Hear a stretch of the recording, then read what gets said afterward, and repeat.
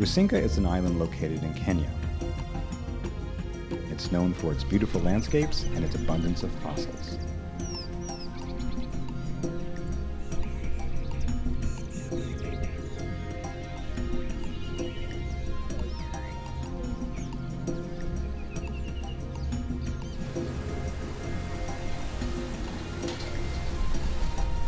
Scientists from the American Museum of Natural History travel to Rusinga annually to discover the buried Miocene fossils that date back 18 million years.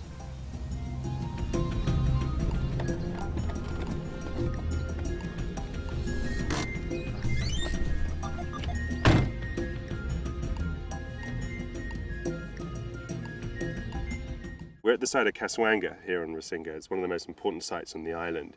It's been excavated and looked at since the 1930s, and in the 1980s a really important series of Proconsul skeletons were found just over there, what we call the Kaswanga primate site. It's not every locality you go to in the world or even in Africa where you get amazing plant remains, amazing animal remains, all the way from fossil millipedes and fossil insects and fossil locusts, all the way up to giant extinct relatives of hippos and rhinos, and of course apes as well. I mean, it's amazing to have this breadth of taxonomic diversity.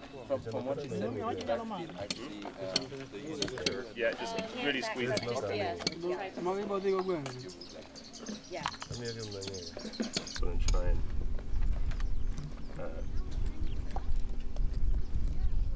you give me a hand? That's fine. Yeah. We're gonna remove the femur. We're finding the remains of very large animals, like extinct relatives of rhinos and extinct relatives of hippos called anthracotheres, and extinct relatives of elephants called dinotheres. Support it. It's already loose. Yeah, I can see that it's coming apart. Well, good, we have pictures of it. It's, modern roots coming through the ground. That's not too bad. And they just went into the bone. Okay, I'm gonna put something down to keep the break, I think. It's better this way, okay? That's a neat break.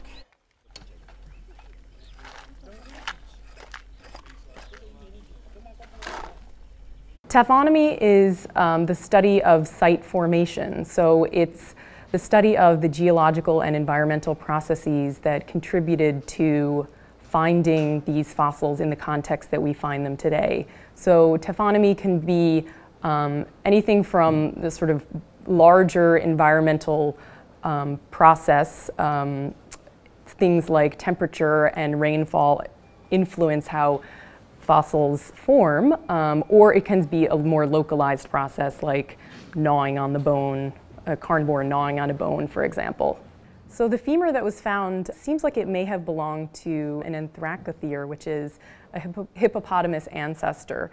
And I say this because it was found with with crocodiles nearby, so we know that it was living in living in or nearby water. The skull actually is slightly more like pointed than you would think of a hippopotamus face looking like, but it was a very stocky, large mammal, probably with thick skin like a hippopotamus.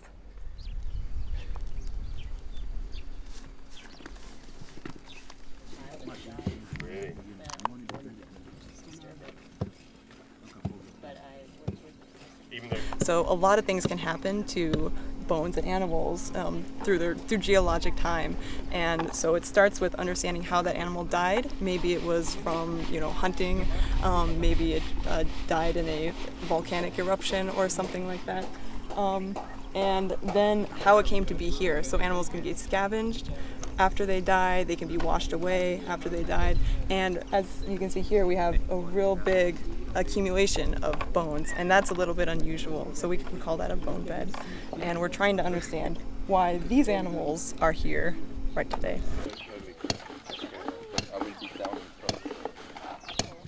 You'll be here? I might be laying down or anything.